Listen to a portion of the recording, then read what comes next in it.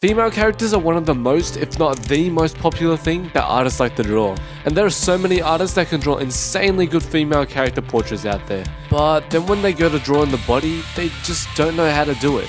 Now don't get me wrong, anatomy is no easy task, but today I'm going to be going through a simple approach to drawing the entire upper body of a female anime character, from start to finish. So, let's begin. So grab whatever materials you use to draw, put your thinking cap on, and let's first start by thinking of the pose we want to draw. Huh, that's a good pose.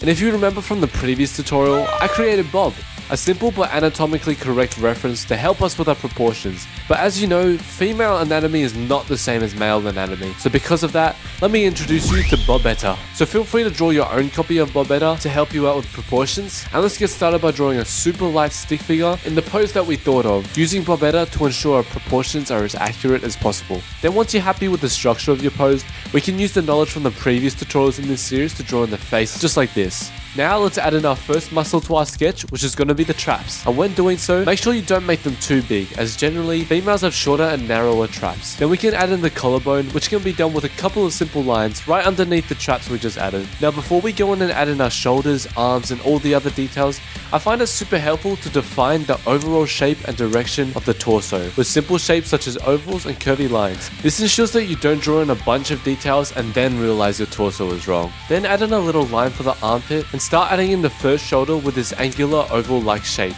And from there, we can begin drawing the arm. Now for the shoulder facing away from us, we can't simply draw our ovals straight in. Instead, we need to consider that some of the shoulder will be hidden behind the chest, just like this. And for the arm, I'm going to draw it super close to the body to make it look like the character has one hand behind their back. Now, for monetization purposes, when drawing these, please don't just draw 2 circles and call it a day, because that's just not anatomically correct at all. Instead, draw a light guideline right below the shoulders and start drawing each one from this line, making sure they start flat, then curve outwards with the most mass being at the bottom. Then we can add some clothing and use a Y-like shape to show their midsection, and that should look much better. Now let's add in 2 lines that are slightly curving inwards to show the waist, and then when we get to the belly button area, add some lines curving outwards to show and emphasize the hips. And you can pause here to copy what we got so far. Now the forearms are pretty straightforward, but just make sure they're slightly thicker around the elbow and gradually get thinner towards the wrist. Now I'm not going to go into too much detail about drawing hands, but one thing I like to do is use a simple shape for the overall shape of the palm, and then add in the fingers one by one. Then for the face of the hair, we can use the knowledge we gained in tutorials 1, 2 and 3 of this series. If you haven't watched yet, I highly recommend you do. But now feel free to add any extra accessories, and with that, our drawing is complete. Oh, hey Bob. Oh my. Well, Bobetta has convinced Bob to convince me to fine line our drawing. So let's get into that. Fine lining is the second and simplest step of drawing anime characters. But to ensure this step is as smooth as can be, you gotta make sure your palm is resting on something at all times for stability. And when drawing the super small details, I like to use the thinnest fine liner Ohuhu makes, which is their 0.3mm fine liner. And now, what now, Bob? The checklist?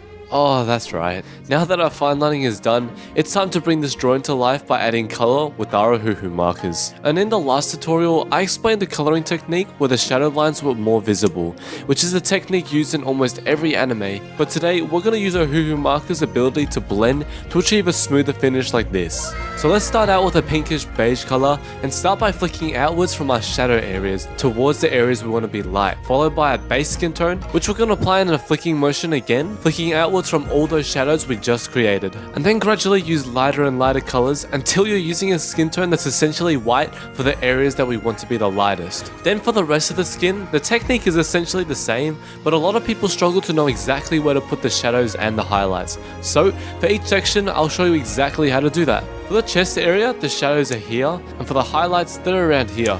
Then for the arm and shoulder, the darker areas are usually under the armpit and along the body, and the highlights are just all around the edges like this. Now for the stomach, the shadows are around the edges, underneath any clothing, in the belly button and around the hips. For the highlights, they'll just gradually get lighter as they get towards the edge, like I'm doing here. Then because the stomach is quite a big area, we can also add some darker areas on the very edge and under the clothing and blend it all together.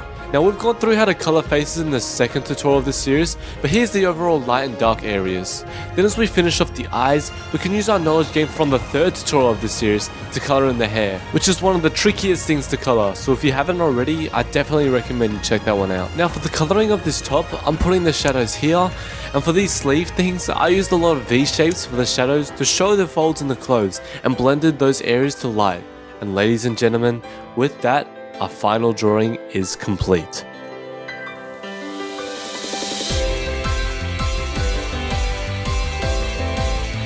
And that's it.